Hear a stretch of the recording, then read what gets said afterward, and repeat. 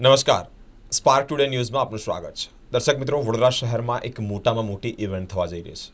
આપ સૌ આ બાબતે પરિચિત જ હશો. હું વાત કરવા જઈ રહ્યો છું 7મી જાન્યુઆરીએ વડોદરા શહેરમાં મેરેથોન યોજાવા જઈ રહી છે.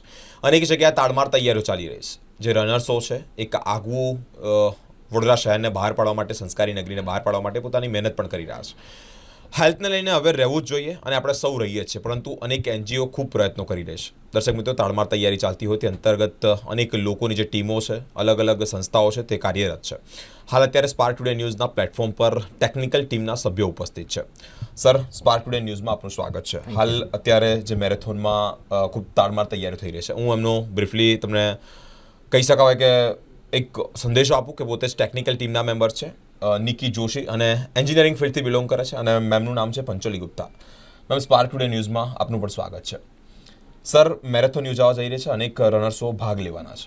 કયા પ્રકારની આપ વ્યવસ્થા તે લોકોને પ્રોવાઈડ કરવાના છે? આ મેરેથોન જે 7મી જાન્યુઆરીના થઈ રહી છે, એમાં અલગ અલગ કેટેગરીઝ છે રનર્સ માટે. આ વખતે 5 કિલોમીટરની પણ એક ટાઈમ્ડ કેટેગરી ઇન્ક્લુડ કરવામાં આવી છે, જે અત્યાર સુધી નહોતી. સો આ પહેલું વર્ષ છે જ્યારે 5 કિલોમીટરની કેટેગરીમાં રનર્સ જે નવા હશે, જેને 10 કિલોમીટર ઘણીવાર લાગે કે વધારે થઈ રહ્યું છે, તો 5થી શરૂ કરે અને મે બી નેક્સ્ટ યરે 10માં જઈ શકે અને ઇવેન્ચ્યુઅલી 21 ને ફૂલ મેરેથોન જે ફાઇનલ ડેસ્ટિનેશન હોય છે. સો એવી 4 કેટેગરીઝ આ વખતે અવેલેબલ છે. રેસની પહેલાં જનરલી રૂટ જે થઈ રહ્યો છે એ ટેકનિકલ ટીમનું કામ હોય છે અને એ રૂટ વિશે જાણકારી વેબસાઇટ ઉપર આપવામાં આવે છે. અમારી વિનંતી છે કે બધા રેસમાં ભાગ લેનારાઓ એ મેપ્સ ડાઉનલોડ કરે, એકવાર સ્ટડી કરી લે, કારણ કે ઘણી જગ્યાએ રૂટ્સ કોમન છે, બધા 21, 10 ને ફૂલ મેરેથોનવાળા, અને અમુક જગ્યાએ એ સ્પ્લિટ થશે. સ્પ્લિટ જે 5 કિલોમીટરવાળા છે તે લોકો માટે છે કે 2-3 કેટેગરી? ના, 10, 21 અને જે 42 ફૂલ મેરેથોન, એ લોકોનું કોમન શરૂઆત છે, પણ પછી સ્પ્લિટ થશે. ઓકે, સ્પ્લિટ કોનો થવાનું છે? સો 21 અને 42 વાળા ઘણી જગ્યાએ સરખા રૂટ પર રહેશે, પછી સ્પ્લિટ થાય, પાછા ભેગા થાય. સો એ પોઈન્ટ્સ છે જ્યાં રૂટ સ્પ્લિટ થાય છે, પાછા ભેગા થાય છે, એની જાણકારી રાખવી બહુ જરૂરી છે. તો રનર્સે ખ્યાલ રાખવો કે એમનો રૂટ કયો છે. રૂટના મેપ્સ અવેલેબલ છે, એનિમેશન બી અવેલેબલ છે. સો ઘણીવાર દોડતા હોઈએ છે ત્યારે ધ્યાન નથી રહેતું. રેસ વહેલી સવારે શરૂ થશે, હજુ કદાચ અજવાળું હોય નહીં, સો સિટી પણ જુદું દેખાય એ દિવસે, રાઈટ? સો એમાં ઘણીવાર ટોળાની પાછળ જતા રહીએ છીએ ને એમાં ખોટો ટર્ન થઈ જાય છે અને પછી લાસ્ટ ટાઈમે ખબર પડે છે કે આપણે અલગ રૂટ, અને પછી એટલો ટાઈમ ખરાબ થાય, પાછું આવો. સો પહેલેથી થોડું હોમવર્ક કરવું જરૂરી છે અને મહેનતરૂપ રહેશે, યુઝફુલ રહેશે. સો એક વિનંતી રહેશે રનર્સ માટે. દર્શક મિત્રો, તેઓએ જે વાત કરી તે ખૂબ સાચી અને સચોટ બાબત છે, કારણ કે અમુક રનર્સો જ્યારે ભાગ લેતા હોય છે, ઉત્સાહભેર ભાગ લેતા હોય છે, શિયાળાનો સમય છે, વહેલી સવારે અંધકારું હોય છે, એટલે અલગ અલગ રૂટ જે કિલોમીટર વાઇઝ હોય છે તે લોકો માટે રૂટ પણ અલગ અલગ હોય છે. સ્ટાર્ટિંગથી શરૂઆત સાથે જ થશે, પરંતુ જેઓએ વાત કરી કે 10 કિલોમીટર અને બીજા એક કેટેગરીની વાત કરી, તો તે લોકો માટે વચ્ચેથી ફ્લિટ થશે, એટલે કે ટકરાશે, એટલે કે અલગ થશે. તો આ બાબતની જાણકારી માટે તમારે ગૂગલ સાઇટ પર જે સાઇટો છે ત્યાં મેપ ચેક કરવા માટેની એક વિનંતી કરશે. સર, રનર્સો ઘણું બધું દોડવાના, 10 કિલોમીટર, 12 કિલોમીટર, 15 કિલોમીટર, 40 કિલોમીટર, તો તે લોકોને હેલ્થને લઈને કયા પ્રકારની માહિતી આપવા માંગો છો?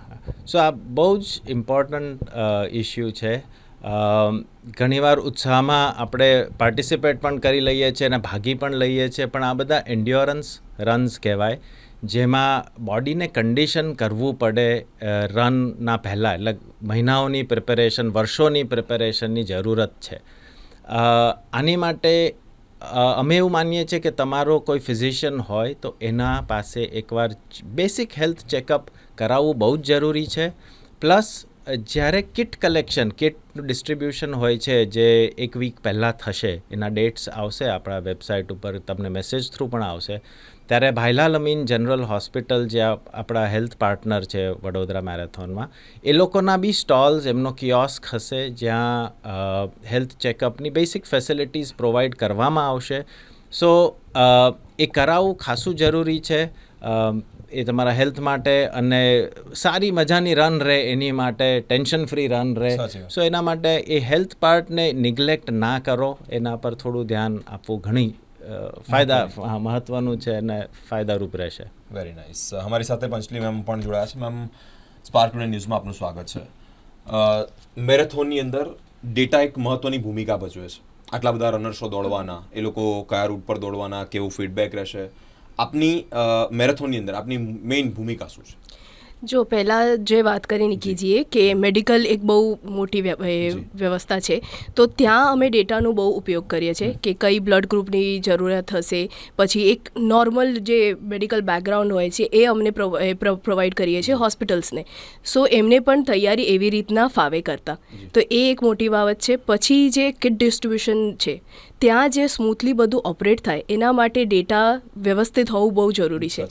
કઈ ટી શર્ટની સાઇઝ છે, કોણ આવશે લેવા, કેટલા જેન્ડરવાળા કેટલા છે, એ બધી બાબતો એકદમ સ્મૂથલી રન કરે એના માટે ડેટાનો બહુ મોટો રોલ છે. તો ત્યાં અમે ડેટા મેન્ટેન કરીએ છીએ. પછી આપણે જે ફીડબેકની વાત કરી, તો ત્યાં દર વર્ષે અમે ટ્રાય કરીએ છીએ કે ક્યાંથી બેટર કરવું. તો એ માટે અમને ફીડબેક કેવી રીતના એનાલિસિસ કરવી અને કેવી રીતના એને ઇમ્પ્લાય કરવું અમારા રેસમાં, એ બહુ લાઈક ઇમ્પોર્ટન્ટ વાત છે. તો ત્યાં અમે ડેટાનો બહુ ઉપયોગ કરીએ છીએ. આ રેસ અહીંયા જે શરૂ થવાનું છે ત્યાં જ અમારું પતતું નથી. ઇવન આફ્ટર રેસ અમે બહુ બધી બાબતોમાં જોઈએ છીએ કે આ વખતે આફ્ટર રેસનો જ છે કે કઈ બાબતે આ વખતે ખૂટ્યા હતા, કઈ બાબતે હવે ઇમ્પ્રૂવ કરાય, એ બધી વસ્તુઓ ડેટા બહુ ઇમ્પોર્ટન્ટ છે. રનર્સને ક્યાં તકલીફ પડી, ક્યાં બેટર કરાય, એ બધી વસ્તુઓમાં ડેટા બહુ ઇમ્પોર્ટન્ટ લાઈક રોલ છે.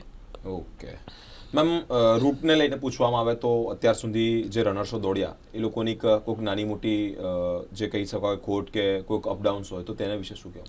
મેઇન જે રૂટમાં મેઇન પ્રોબ્લેમ જે નિકીજીએ કીધું એ જ છે કે 21 કિલોમીટર્સવાળા 42માં જતા રહે છે, અને ત્યાં જ મેઇન બહુ ટાઈમ વેસ્ટ થાય છે. અને જે જીતવાનો એમનો ચાન્સીસ છે કે રેસ કમ્પ્લીટ કરવાનો ચાન્સીસ છે એ ઓછું થઈ જાય. એટલા માટે રૂટ બહુ ઇમ્પોર્ટન્ટ છે, અને રૂટને સરખી રીતના સમજવું એ બહુ ઇમ્પોર્ટન્ટ છે. કેમ કે ટર્ન્સ ઘણી વખતે સેમ દેખાય છે પણ સેમ હોતા નથી. તો ત્યાં સમજવું કે કઈ જગ્યાએ વળવું છે, કઈ જગ્યાએ સીધું જવું છે, એ બહુ ઇમ્પોર્ટન્ટ છે. અને અમે અહીંયા ચિપ્સ પણ છે, RFIDs જે તમારા ટી શર્ટમાં છે ત્યાં ચિપ્સ પણ છે. તો તમને રૂટ ફોલો કરવું બહુ જરૂરી છે, કેમ કે જે ડેટા રેકોર્ડ થાય છે લાસ્ટ એનાલિસિસ માટે એ બધું RFIDમાં રેકોર્ડ થાય છે. તો જો તમે એ પટ્ટો મિસ કરી જાઓ તો પછી તમારા જીતવાના ચાન્સીસ પણ ઓછા થઈ જાય. તો એ બહુ ઇમ્પોર્ટન્ટ વાત છે. મેમ, નોર્મલી તમે આ બધી જ બાબતો જજ કરશો, ડેટા કલેક્ટ કરશો, તો પછી તમને શું લાગી રહ્યું છે કયા પ્રકારના મેજર ચેન્જીસ નેક્સ્ટ ટાઈમ લેવા જોઈએ? જો નેક્સ્ટ ટાઈમનું હમણાંથી પ્રેડિક્ટ ના કરાય, બટ લાસ્ટ ટાઈમ જે વસ્તુ થઈ હતી કે અમને રૂટમાં કઈ જગ્યાએ મેજર લાગતું હતું કે ગાયનો પ્રોબ્લેમ હતો કે કૂતરાઓનો પ્રોબ્લેમ હતો સવારમાં. Those are major safety issues. તો એ બાબતે અમે વર્ક કર્યું કે એ કેવી રીતના કોર્પોરેશન જોડે વાત કરીને એ કેવી રીતના એડ્રેસ કરી શકાય. તો એ બધી વસ્તુઓ છે જ્યાં અમે વર્ક કરી છે. પછી લાઇટિંગનો જ એક મોટો ભાગ છે, કેમ કે સવાર પડતા અંધારો હોય છે, મોર્નિંગના ટાઈમે અંધારો હોય છે. તો ત્યાં કેવી રીતના લાઇટિંગ કરવો, એ બધું ફીડબેકથી અમે ઇમ્પ્રૂવ કર્યું છે. તો ફીડબેક પણ બહુ લાઈક અમારા માટે બહુ ઇમ્પોર્ટન્ટ વસ્તુ છે. ખૂબ સાચી વાત છે. મેમ, લાસ્ટ મેસેજ વ્યુઅર્સોને શું આપવા માંગો છો? વ્યુઅર્સને એ જ છે કે જ્યારે ફોર્મ ભરો છો સરખી રીતના બધું ડેટા, કેમ કે એ ડેટા કંઈ મિસયુઝ થવાનું નથી, બટ ડેટા સરખી રીતના તમે આપશો તો અમે પણ તમને એટલી બધી હેલ્પ કરી શકશે અને અમે અરેન્જમેન્ટ એવી રીતના કરી શકીશે. એટલે એ બહુ ઇમ્પોર્ટન્ટ છે અમારા માટે. તો ડેટા જ્યારે પણ ફિલ કરો છો એકદમ પ્રોપરની માહિતી આપજો. ઓકે સર, વ્યુઅર્સોને છેલ્લા what would you like to tell? ભાગો, રન. આઈ થિંક એ બહુ જ સારું એડિક્શન છે રનિંગ. મિનિમમ જરૂરિયાત રસ્તો જોઈએ અને શૂઝ જોઈએ. I think that is all you need. બહુ જ સરસ એક્સરસાઇઝ છે. ખાલી ચિંતા એ જ છે કે એક એડિક્શન જેવું છે. એકવાર તમે દોડવા માંડશો ને પછી Used to થઈ જશો, પછી used ગમશે જ. ગમશે નહીં એ કર્યા વગર. સો અને વડોદરામાં આટલી સરસ ઓપોર્ચ્યુનિટી મળી રહી છે. I think I would like more. Participation વધતું જ ગયું છે એવરી યર. સો બહુ જ પોઝિટિવ સાઇન છે. બહારના લોકો પણ આવે છે હવે, અને આ તમારું સિટી છે, તમારી મેરેથોન છે. સો જેટલા વધારે આવી શકે. અને હવે નાની કેટેગરીથી લઈને ફૂલ મેરેથોન સુધી પણ રાખી છે. સો સન્ડેના ના અવાય તો બીજા રનર્સને તમે પ્રોત્સાહિત કરો, રોડ પર આવો, બારે સરસ એનર્જી હોય છે સવારે. So that would be my message and thank you. Okay દર્શક મિત્રો, તેમનું કન્ક્લુઝન એક જ બાબતે છે કે તન અને મન આ બંને વસ્તુ સરસ હશે તો ઢગલા ઓટોમેટિક થઈ જશે. વડોદરા શહેરની સંસ્કારી નગરીને તે એક રિક્વેસ્ટ પણ કરી રહ્યા છે કે આ એક ખૂબ સારી એવી તક છે, અને તકનો આપણો લાભ ઉઠાવીએ, ફાયદો ઉઠાવીએ. સાથે જ ફોર્મ ભરતી વેળાએ તમારા જે ડેટા છે, એટલે કે તમારી જે ઇન્ફોર્મેશન છે તે સાચી અને સચોટ ભરીએ, અને સાથે જ ખૂબ સાવચેતપૂર્વક ભરીએ, જેને લઈને તે લોકોને પણ કોઈ ઇસ્યુ ના થાય. આગામી દિવસોમાં, આગામી વર્ષોમાં વડોદરા શહેર આવી જ બધી મેરેથોનો કરવાના છે, તો તે લોકોને પણ તમારા માટે ફેસિલિટીઝ ઊભી કરવા માટે કંઈક તકલીફ ના પડે તેવી વિનંતી કરવામાં આવી છે. દર્શક મિત્રો, આપણે સૌ 7મી જાન્યુઆરીએ જે આ એક મેરેથોન યોજાવા જઈ રહી છે તેમાં સહભાગી થઈએ અને શહેરનું ગૌરવ વધારીએ. કેમેરામેન અમિત સાથે હું બિરેન, સ્પાર્ક ટુડે ન્યૂઝ માટે.